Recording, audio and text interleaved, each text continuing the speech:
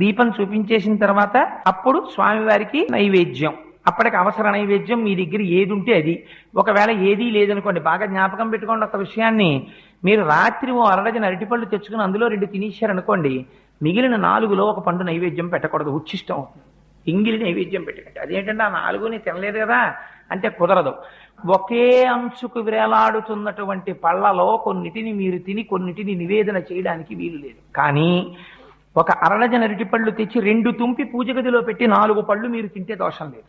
ఎందుకంటే ముందే విడతీసి ఈశ్వరుడి కోసం పెట్టేశారు. అందుకే శాస్త్రం అంది, మరి ఇలా ఒక్కొక్క రోజున ఇంట్లో అసలు ఉచ్చిష్టం కాని పదార్థం లేకపోతే మరి నివేదన ఎలాగా అంటే, శాస్త్రంలో రహస్యం ఏంటంటే ఎప్పుడూ కూడా అంటూ నిలవ చెయ్యడం అనేటటువంటి దోషములు లేని పదార్థం ప్రపంచంలో ఒక్కటే ఒక్కటి. అది దానికి మీరు నిలవ చేసిన దోషము ఉండదు, దానికి అంటు దోషము ఉండదు. అటువంటి పదార్థం ఒక్కటే, బెల్లం ముక్క.